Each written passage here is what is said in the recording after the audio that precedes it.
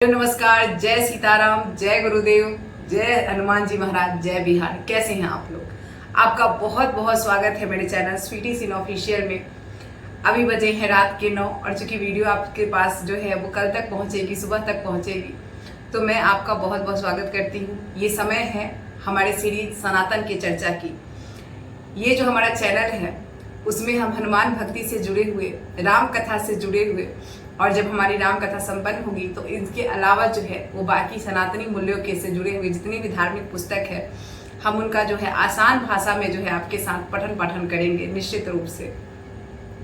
इसी कड़ी में हमारी जो भी चर्चा चल रही है सनातन की, उसमें जो है हम लोग श्री सुंदरकांड जी का पाठ कर रहे हैं। हमारी कथा जो है वो विश्राम के कगार पे आई है। तो इसके पहले जितने भी हनुमान जी के भक्त हैं, जितने भी राम जी के भक्त हैं, और जो भी मेरे चैनल पे जो है मेरे परिवार का हिस्सा है, स्वीटी सिन ऑफिशियल जो हनुमान भक्ति चैनल है, जितने भी लोग इस परिवार का हिस्सा हैं उनके साथ एक बहुत ही छोटी सी जो है वो गुड न्यूज है, जो खुशखबरी है वो आपसे शेयर करना चाहती हूँ। हमारा परिवार जो है वो अब 100 लोगों से ज़्यादा का परिवार हो गया है। इसके लिए मैं आपका जो है कोटि कोटि आभार व्यक्त करती हूँ। और जैसा कि मैंने आपसे कहा था कि जैसे ही हमारा परिवार 100 लोगों का हो जाएगा, उसके बाद जो है हम अपने गुरुदेव जो कि नीम करौली बाबा जी हैं उनसे जुड़ा हुआ अनुभव जो है निश्चित ही आपके साथ लाएंगे।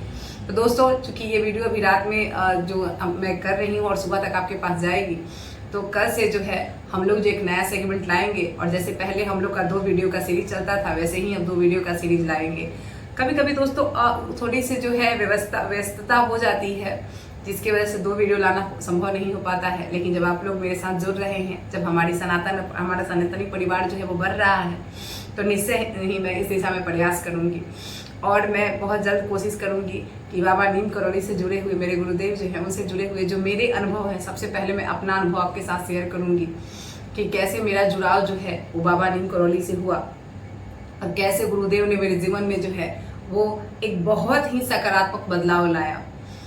दोस्तों, आज हम चूंकि अपने कथा को आगे बढ़ाएं, तो इसके पहले आज मैं आपको हनुमान जी से जुड़े हुए एक महाभोग के बारे में बताऊंगी। दोस्तों, क्या होता है कि जब हम हनुमान जी की पूजा करते हैं, जब हम जिस भी देवता की पूजा करते हैं, सबसे पहला जो भी हमारा इष्ट होता है, जो भी हमारा आराध्य होता है, हमारे मन में एक भावना रहती है कि हम क्या ऐसा करें जो नित्य प्रति जो है अपने ईश्वर के प्रति हमारी भक्ति जो है वो बढ़े। हम जो है नित्य प्रति जो है भक्ति के नए आयाम को छुए। होता है ना कि जब हम कोई भी काम करते हैं तो उसमें लगता है कि यार और क्या अच्छा करें, इससे भी अच्छा हम आगे जाएं। तो ये चीजें होती हैं। तो जब आप भक्त बनते हैं, जब आप भक्ति में उतरते हैं, जब भगवान आपको चुनते हैं, तो आपके मन में ये भावना निश्चित ही आती है कि ऐसा क्या करें जो मेरे भगवान को जो है, मेरे इष्ट को जो है बहुत प्रसन्नता दे, बहुत खुशी दे।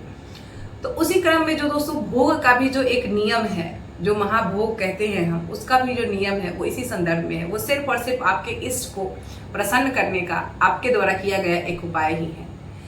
मेरा यही मानना है कि बिना किसी लालच के भी, अगर बिना किसी लालच को रखे, बिना किसी इच्छा को लिए भी, अगर अपने आप जिस इष्ट को मानते हैं, अगर आप नित्य प्रति उनके मनपसंद भोग उनको लगाते हैं, तो निश्चित रूप से जो है आप एक भक्त के उच्च कोटि का जो दर्जा होता है वो निश्चित प्राप्त कर लेंगे। इसी कड़ी में मैंने आपसे पान के बीड़ा का प्रयोग के बारे में चर्चा किया था कि आप पान के बीड़ा को जो है, अगर आप हनुमान भक्त हैं, अगर आप राम भक्त हैं, या फिर बाबा नीम करौली के भक्त हैं, तो अगर आप हनुमान जी को, राम जी को, गुरु जी को अगर आप पान के बीड़ा का भोग लगाते हैं, तो निश्चित रूप से है जो बाबा को बहुत अधिक प्रसन्नता होती है। और जब हमारे आराध्य प्रसन्न होते हैं तो उनकी प्रसन्नता जो है हमारे जीवन पर जो सकारात्मकता जरूर लाती है। इसी कड़ी में जो हमारा दूसरा प्रसाद है दोस्तों, वो है केसर वाले खीर का प्रसाद। चूंकि अब मैं ये कह रही हूँ केसर वाले खीर, तो बहुत लोगों को लगेगा कि तो महंगा प्रसाद हो गया, तो आप केसर हटा दीजिए। वैसे अगर आप राम जी को केसर का खीर लगा, केसर युक्त जो है खीर, चावल का खीर जो होता है जिसमें आप केसर डाल के अगर आप राम जी को भोग लगाते हैं, तो अति उत्तम खीर जो भोग माना जाता है। क्योंकि राम जी जो है वो राजसी स्वरूप में है, तो उनको जो है वो बहुत ही प्रिय भोग है केसर युक्त खीर। और हनुमान जी महाराज, चूंकि राम जी को जो पसंद है वो तो हनुमान जी महाराज को पसंद है, तो इसे अगर हनुमान जी महाराज को भी केसर युक्त खीर लगाते हैं तो अति उत्तम ये प्रसाद माना जाता है। मैं ये भोग कह रही हूँ कि अगर आप इसको नियमित रूप से नहीं लगा पा रहे हैं, तो आप जो है सप्ताह में 1 दिन या फिर महीने में 2-3 दिन जो है, जैसे आपका मन होता है ना कि आज थोड़ा सा अच्छा खाएं, महीना में जो हम रोज रोज खा रहे हैं उससे हटके कुछ खाएं, उसी प्रकार जब आप भक्ति में उतरते हैं, अगर आप किसी इष्ट की सेवा करते हैं तो आपके मन में वही भाव अपने इष्ट के प्रति भी होना चाहिए। आप जो है अपने इष्ट के लिए भी जो है उसी प्रकार से भोग प्रसाद के प्रति जो है वो अपनी जो प्रयास है वो जारी रखिए। तो आप जब भी चाहें केसर युक्त खीर जो है वो भगवान को पवा सकते हैं, भगवान को भोग लगा सकते हैं। केसर युक्त खीर ऐसे तो आपका भाव है दोस्तों, लेकिन इसके पीछे एक बहुत बड़ा जो है वो बहुत बड़ा भगवान का आपको आशीष प्राप्त होता है। वो ऐसे होता है कि जब आप भगवान को केसर युक्त खीर लगाते हैं तो धन धान और आपके घर में जो है वो ऐश्वर्य की कमी जो है बहुत कम देखी जाती है, मतलब बहुत ही हद तक समाप्त हो जाती है। तो अपने घर से अगर आप दरिद्रता बहुत परेशान हैं, आप अपने घर में दरिद्रता को लेकर, अगर आपके घर में जो है वो आर्थिक संकट है, तो निश्चय ही आप भगवान को जो है आप केसर युक्त खीर लगा सकते हैं। अगर केसर की व्यवस्था नहीं हो पा रही है तो आप नॉर्मल खीर भी भगवान को भोग लगाते हैं, तो निश्चित रूप से जो है आपके जीवन में बहुत ही सकारात्मक बदलाव आता है। आपका जो घरेलू कलह है दोस्तों, घर में जो कलह होता है वो भी उसमें भी बहुत हद तक जो है ये कारगर होता है। ये हमारा महाभोग था आज का, जो कि दूसरा महाभोग है। पहला पान का प्रसाद, दूसरा मैंने केसर युक्त खीर बताया। अब अगले एपिसोड में मैं निश्चित ही अगला प्रसाद लेके आऊंगी कि आपको भगवान को क्या भोग लगाना चाहिए। लेकिन मैं फिर कहती हूँ, अगर आप इन चीजों की व्यवस्था नहीं कर पा रहे हैं तो इससे आपके भक्ति में कोई असर नहीं पड़ने जा रहा है। ये तो आपका भाव है कि आप अपने भगवान को रखे हैं, अपने इष्ट की पूजा कर रहे हैं, तो आप अलग अलग चीजों को लगा रहे हैं। लेकिन अगर आपके पास ये सब चीजें नहीं है, आपको बिल्कुल भी इस बारे में सोचने की जरूरत नहीं है। आप नियमित भक्ति कीजिए, आप गुड़ का भोग लगाइए। गुड़ का भोग अगर आप 2 तुलसी पत्ता के साथ लगाते हैं, हनुमान जी को इससे प्रिय कुछ है ही नहीं, तो आपको इस भ्रम में नहीं पड़ना है। मैंने ये बताया कि अगर आप कर सकते हैं तो आप लगाइए, नहीं तो ऐसा कोई जरूरी नहीं है कि आप खीर का भोग ही लगाएंगे तो बाबा आपसे प्रसन्न होंगे, ऐसा कोई बात नहीं है। भगवान भाव के भूखे हैं, मैं हमेशा कहती हूँ, और मैंने हमेशा सरल भक्ति पर बल दिया है।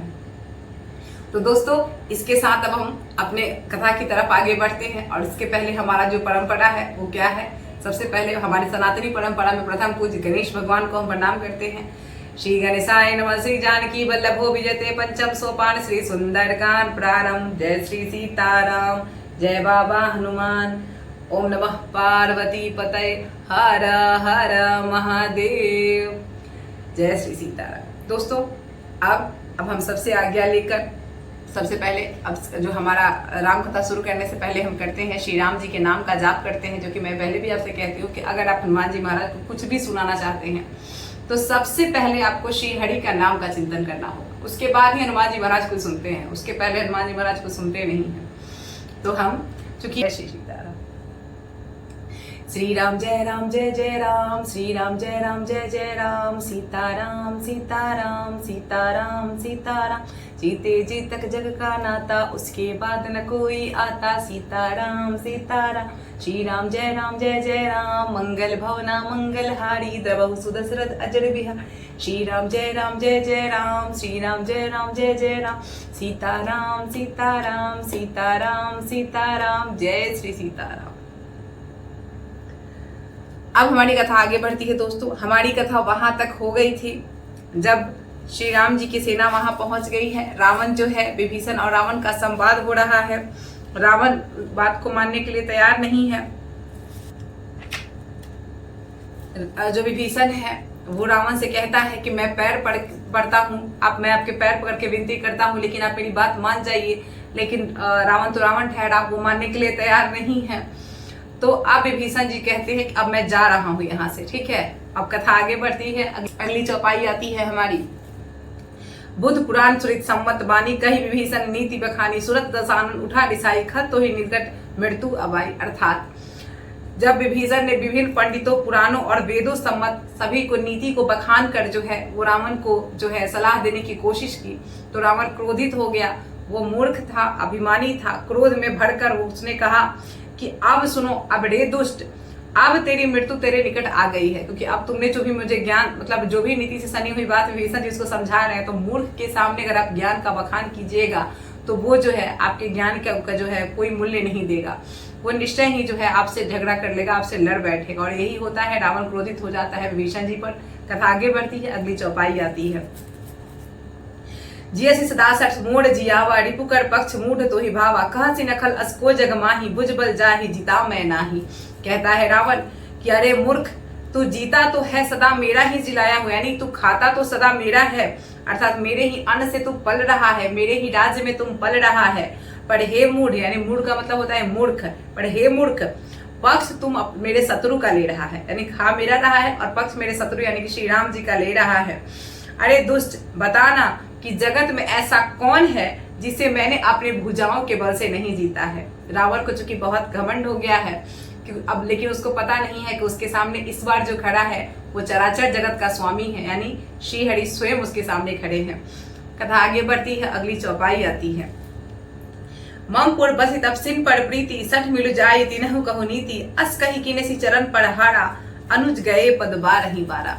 अर्थात मेरे, कहता है रावण कि मेरे नगर में रहकर प्रेम करता है जो है वो प्रेम तपस्वियों पर, यानी कहता है रावण कि तू रहता मेरे नगर में है विभीषण जी से, और प्रेम तुम्हें तपस्वियों पर है, यानी कि जो राम जी हैं उन पर है। अरे मूर्ख, उन्हीं से जाकर मिल और उन्हीं को तू नीति बता। मतलब रावण कहता है कि ठीक है जा, उतना प्रेम अगर राम जी से है तो ठीक है, तू वहीं पे जाओ और वहीं पे जाकर अपने नीति का बखान करो। ऐसा कहकर रावण ने उन्हें लात मारी।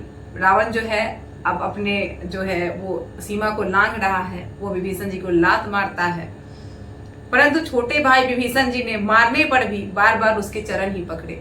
विभीषण जी जानते हैं कि इसकी जो बुद्धि है वो बुद्धि का शिकार, कुमति का शिकार हो गई है।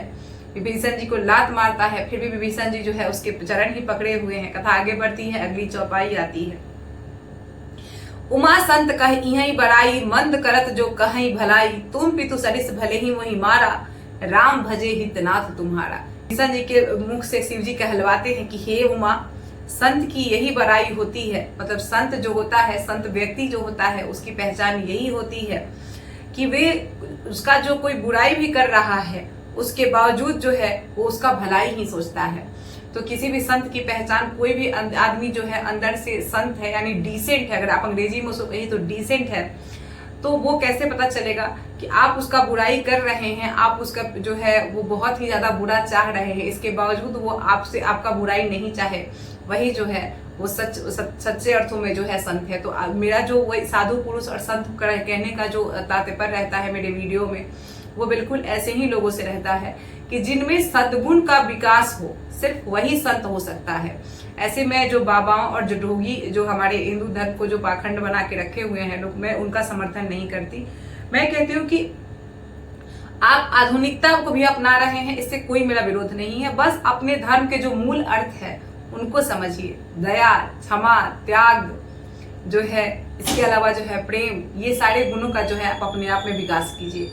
तो संत चरित्र जो है वही होता है जिसमें सद्गुण विकसित होते हैं। तो यही कहते हैं शिव जी की हे उमा, पार्वती जी से कहते हैं कि संत वही होता है जो कि अपना बुराई सुनने के बावजूद जो है वो सामने वाला की भलाई ही चाहता है। और विभीषण जी क्या है? विभीषण जी उच्च कोटि के संत यही प्रमाणित होते हैं, क्योंकि रावण उनको लात मार रहा है, उनके साथ दुर्व्यवहार कर रहा है, इसके बावजूद वो उनको बार बार समझाने की कोशिश कर रहे हैं ताकि उसका कल्याण हो जाए। उसके बाद विभीषण जी कहते हैं, शिव जी कहलवाते हैं विभीषण जी के मुंह से कि आप मेरे पिता के समान हैं। कहते हैं विभीषण जी रावण को कहते हैं कि आप जो है वो मेरे पिता के समान हैं, आपने जो मुझे मारा सो बहुत अच्छा किया। मतलब वो सिर माथे पर लेते हैं उसके जो लात को। परंतु हे नाथ, आपका भला तो श्री राम जी को भजने में ही है।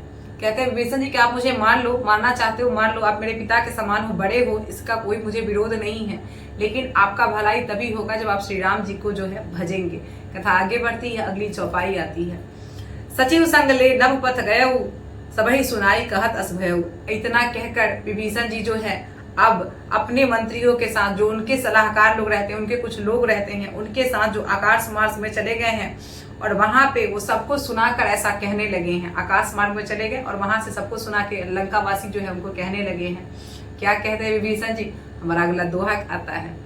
रामू सत्य संकल्प प्रभु, सभा काल बस तोड़ी, मैं रघुबीर शरण अब जाहूं, देहु जानी खोड़ी। अर्थात मंगल भवना मंगल हारी, द्रवहु सुदशरथ अजर बिहारी। श्री राम जय राम, जय जय राम, श्री राम जय राम, जय जय राम। अर्थात विभीषण जी कहते हैं कि श्री राम जी जो है वो सत्य संकल्पित एवं सर्व समर्थ प्रभु हैं। और हे रावण, तुम्हारी जो सभा, पूरी सभा जो है वो काल के वश में हो गई है। अर्थात काल का जो कुचक्र है वो तुम्हारी सभा में सभी पर है। अतः मैं अब श्री रघुवीर जी के शरण में जाता हूँ, अब तुम मुझे इसका दोष नहीं देना। मतलब अब ये नहीं कहना कल कि मैंने जो है तुम्हें समझाने की कोशिश नहीं की, क्योंकि तुम्हारी जो बुद्धि फिर गई है, तुम्हारे पूरे सभा पर जो है काल का प्रभाव हो गया है। अब तुम्हारा जो अंत बहुत निकट है, इसीलिए तुम मेरी बातों को समझ नहीं रहे हो। लेकिन विभीषण जी अपने भाई धर्म का निर्वाह करते हैं, अपने साधु धर्म का निर्वाह करते हैं और रावण को बार बार समझाने की कोशिश करते हैं। इसीलिए विभीषण जी कहते हैं जाते समय कि मैं अब श्री राम जी के शरण में जा रहा हूँ, लेकिन तुम ये मुझे दोष नहीं देना कि मैंने तुम्हें इस बात के लिए आगाह नहीं किया था। कथा आगे बढ़ती है, अगली चौपाई आती है। अस कही चला विभीषण जबहि, आयुहीन भये सब तबहि। साधु अवज्ञा तुरंत भवानी, कर कल्याण अखिल के हानि। अर्थात ऐसा कहकर विभीषण जी तुरंत आकाश मार्ग से जो ही चले हैं, उसी दिन जो है, उसी क्षण जो है सारे राक्षस जो है आयुहीन हो गए हैं। क्योंकि विभीषण जी ही वो अंतिम उम्मीद की किरण थे, जिनसे जो है वो ये जो युद्ध रुक जाता, राम जी और रावण का युद्ध रुक जाता और राक्षस कुल का विनाश भी रुक जाता। लेकिन रावण के कुल पर तो चूंकि विनाश की जो काल है, विनाश का जो बादल है वो पूरी तरीके से छा चुका है। तो अब जब अंतिम उम्मीद खत्म होती, जब अंतिम विभीषण जी जो है हार मानकर वहां से श्री राम जी के चरण में चले जाते हैं, तो यही जो है अब वो आखिरी उम्मीद भी खत्म हो जाती है कि राक्षस कुल बच सकता है। और इसी लिए कहा गया है कि जैसे ही विभीषण जी ये कह के वहां से चलते हैं राम जी के शरण में, तैसे ही सारे राक्षस जो है आयुहीन हो जाते हैं, उनके पास आयु नहीं बचती, उनकी मृत्यु निकट आ जाती है।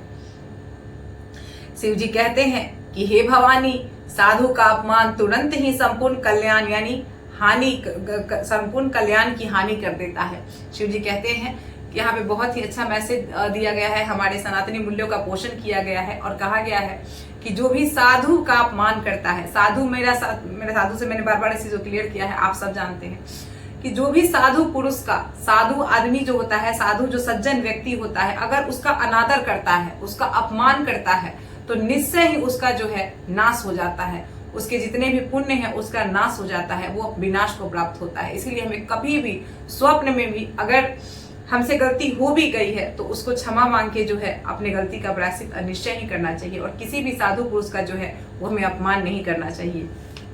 कथा आगे बढ़ती है, अगली चौपाई आती है।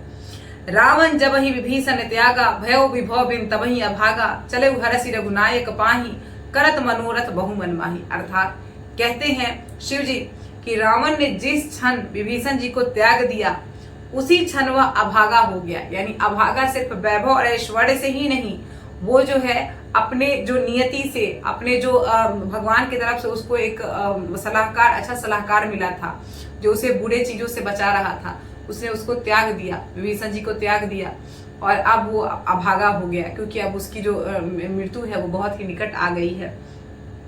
विभीषण जी हर्षित होकर मन में अपने अनेक मनोरथों को जो है का स्मरण करते हुए श्री राम जी के पास चलते हैं। कथा आगे बढ़ती है, अगली चौपाई आती है। देखऊं जाई चरण जल जाता, अरुण मृदल से वक सुखदाता, जे पद परसि तरे ऋषि नाड़ी, दंडक कानन पावनकारी। अर्थात जो वे सोचते जाते हैं, विभीषण जी अपने मन में सोचते जाते हैं कि मैं जाकर भगवान के कोमल और लाल वर्ण के सुंदर चरण कमलों के दर्शन करूंगा। वे तो स्वयं सेवकों को सुख देने वाले हैं, जिन चरणों को स्पर्श पाकर ऋषि पत्नी अहिल्या जी जो है तर गई, मतलब पत्थर से जो है वो पेड़ पुनः स्त्री में रूप में परिवर्तित हो गई। मैं जो दंडक वन को पवित्र करने वाले हैं, दंडक वन मतलब दंडक नामक जो वन होता है, उसको जो वहां पे जो राक्षसों का आतंक छाया हुआ था, तो श्री हरि ने जाकर, श्री राम जी ने जाकर जिस प्रकार राक्षसों का सफाया किया है, तो इसी पर विभीषण जी कहते हैं कि जो दंडक वन को जो है पवित्र करने वाले हैं, अहिल्या माता को ताड़ने वाले हैं, उनके लाल और जो है कोमल के समान जो है चरण कमलों के आज मुझे दर्शन के सौभाग्य प्राप्त होंगे। विभीषण जी मन में हर्षित होते हुए ये सोचते हुए आगे बढ़ते हैं। अगली चौपाई आती है, हमारी कथा आगे बढ़ती है। जनक सुता उरलाए, कपट कुरंग संग धर धाए, हर उर सर सरोज पद जेई, अहो भाग्य मैं देखूं ते। अर्थात कहते विभीषण जी कि जिन चरणों को जानकी जी ने अपने हृदय में धारण कर रखा है, जो कपट मृग के साथ पृथ्वी पर, यानी कि जो कपट मृग जो बना था मारीच, उसको पकड़ने के लिए पृथ्वी पर दौड़े थे, और जो चरण कमल साक्षात शिव जी के हृदय रूपी सरोवर में विराजते हैं, मेरा अहोभाग्य है कि मैं उन्हीं का दर्शन करूंगा। विभीषण जी जो है प्रभु श्री हरि के से मिलन के लिए अति उत्साहित होकर जा रहे हैं और मन में उनके जो जो विचार आ रहे हैं उनका वर्णन तुलसीदास जी ने शिव जी के मुंह से करवाया है। कथा आगे बढ़ती है। हमारा अगला जो है दोहा आता है। जिन पायन के पदु कन्हि भरत रहे मन लाई, ते पद आज बिलो कहीं इन नय नहीं अब जाई। अर्थात श्री राम जय जय राम, श्री राम जय जय राम, मंगल भवना मंगलहारी, द्रवहु सुदशरथ अरदर बिहारी। अर्थात कहते हैं विभीषण जी कि जिन चरणों की पादुकाओं को भरत जी ने अपने सीने से लगा के, अपने माथे से लगाकर जो है वहां पे अयोध्या जी में जो है वो राज कर रही हैं, आहा आज जो मैं उन्हीं चरणों को जाके अपने इन नेत्रों से देखूंगा। कहते हैं विभीषण जी कि जिन चरणों को अपने माथे से लगाकर, चरण पादुकाओं को अपने माथे से लगाकर भरत जी जो है तड़ गए हैं और जो है अयोध्या में जिनके चरण पादुका राज कर रहे हैं, मैं आज उन्हीं चरणों को जो है अपने आंखों से देखूंगा। आहा मेरा कितना बड़ा सौभाग्य है। और ये कह के आज मैं इसी के साथ अपने वाणी को विराम देती हूँ, अपने कथा को यहाँ विश्राम देती हूँ। और निश्चित रूप से जो है बहुत जल्द ही मैं नीम कुररी बाबा जी, अपने जो मेरे गुरुदेव हैं, बाबा से जुड़ा अपना अनुभव निश्चित रूप से आपके सामने लाऊंगी दोस्तों। और जितने भी लोगों ने इस परिवार को आगे बढ़ाने में जो है अपना योगदान दिया है, मैं उनको कोटि कोटि आभार जताती हूँ। और इसी तरीके से आप लोग जो है, जो मेरा चैनल है स्वीटी सिनो ऑफिशियल, जो कि हनुमान भक्ति राम भक्ति चैनल है, आप उसके साथ बहुत बड़ी संख्या में जुड़िए। मेरे चैनल को सब्सक्राइब कीजिए, लाइक कीजिए, शेयर कीजिए। आपका एक लाइक और सब्सक्राइब जो है वो हमारे सनातनी मूल्यों के प्रचार करने में बहुत मेरी मदद करेगा। मेरे जो है मेरा जो मोराल है, मेरा जो उत्साह है इस चैनल के प्रति, उसको बढ़ाएगा। तो निश्चित रूप से इसी तरीके से मेरे चैनल से जुड़िए, अपना बहुत बहुत प्यार मेरे चैनल को दीजिए तब तक। और मुझे अभी जो है आज के लिए मुझे आज्ञा दीजिए। जय श्री सीताराम, जय गुरुदेव, जय हनुमान जी, जय बिहार, जय श्री सीताराम।